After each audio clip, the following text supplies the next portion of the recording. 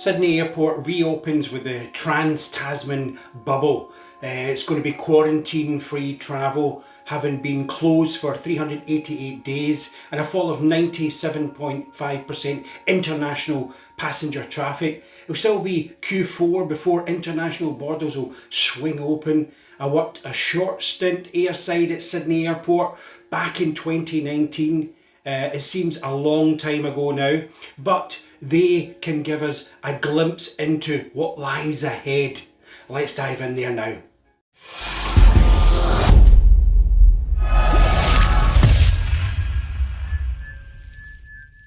Hello, Hendo here, and welcome to Global Travel Retail. What next? In this video, I'll share the direction of travel for duty free, short term, long term, and geopolitics. First, the short term. APAC is leading the way in digital, downtown stores, and revenge shopping. Consumers will want to make up for lost time with the increased spending in Asia, but perhaps less so in the US. The pre-COVID travel retail market was valued at about 75 billion US dollars, with Asia Pacific region just under half that, so it's skewed towards that. With restrictions in Europe and US, and it's expected cautious spending there when they do reopen. Big brand resources are going into APAC just now. When European travel retail does open, it's expected that some deep discounting will be as stores have stock still there to shift. So some brands have pivoted channels to border stores since airports' footfall is so low. Streamlining and restocking might benefit leading brands more than the smaller brands. They still have the biggest budgets and it will take time to resettle. But expect some regrowing pains, short-term mistakes, fails at the airports, delays, and this will possibly impact the shopping time people will have. Hygiene, testing and results, IATA, the travel pass, touchless transactions, physical distancing will linger for some time to come. A short-term increase in domestic travel flights is an opportunity also for brands to offer a more location-based product line. Hainan duty-free island, made tax-free by the Chinese government, is now a key recovery target for many Western luxury brands. Sales are up 127% in 2020, spiking at 227% until September. Astonishing. It's only expected to grow, so a lucrative opportunity to gain back. Run by Dufry is leading the shift in the East. China Duty Free Group has been fast out the blocks. China has about 100 international airports, so the scale is there. Just as China's economy was first to bounce back after COVID, so is their global travel retail.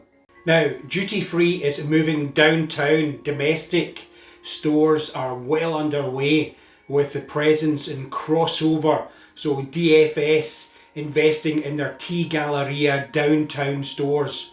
Just opened another one in Queenstown, New Zealand. Now, everything is moving online, of course. Leading brands are aggressively investing in digital platforms. Places like Heathrow Boutique, BNE Marketplace at Brisbane Airport, the Tax Free World Association TFWA show, Summit of Americas will remain virtual just now, but challenges remain how industry can meaningfully meet up.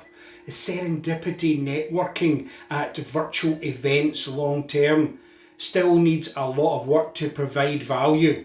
Now on to long term. 2023 is being forecast for passenger numbers and sales to return to pre-COVID times, with the business travel expected to remain lower due to the video conference trend.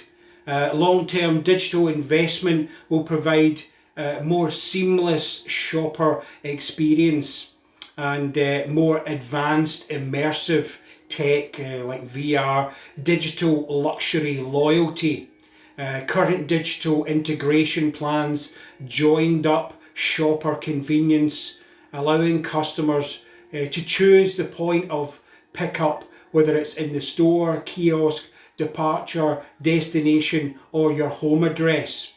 This will all be normal. Blurred lines between travel, retail, and domestic will become seamless. VR store shopping, brand launch parties, or a virtual brand home in their own country, all from the comfort of the airport lounge. I feel convenience is key. I'd expect a multi-collaboration all in one app so that travellers can access their flight information, their travel passes, brand immersion, loyalty and shopping. Duty-free shopper allowance is going to drive the average unit sales upwards always. From entry level to premium offers. Longer term, I think the trend's going to be ultra premium luxury product exclusives. That continues. Travel retail will continue to be a shop window for domestic markets, using the channel to build brand value. Brand to operator relationships are likely to be redefined in the years to come. Data is going to change this. Analysis, strategies, reinventing in real time with much more accurate information. So now on to geopolitics. Who knows how future political decisions will impact our lives? New variants, tariffs, government safe lists, restrictions and regulations. In APAC, tensions and tariffs are likely to continue or worsen. China tariffs affecting Australian brands just now. It's going to go on for a while. In Europe, Brexit, cross-border online sales now have a costly import sting to the tail for consumers, which could encourage duty-free shoppers, EU to and from UK, to use their allowance a lot more for purchases of things like Scotch whisky, for instance. And perhaps a return to the old days of the cross-channel ferries tax-free, like you see in Scandinavia. So this, I think, will pick up in future. Scotch whisky accounts for a third of all spirits sold through global travel retail by volume. It's a very competitive marketplace. Small brands are being squeezed just now, while bigger brands jostle for market share. Investment in brand digital integration will continue. The restart of the cruise industry will be crucial for travel retail in Americas. The important thing for brands to remember is where they add value, provide an experience, authenticity, a point of difference.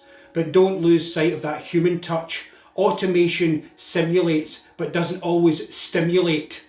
So tell us what you think of global travel retail and the direction of duty free, where it's going. I'll add more videos on this series, and if you're interested in projects, contact us at hendotalks.com. As always, welcome your comments and feedback. Hope this was useful to you in some way, and until next time, thanks very much for watching.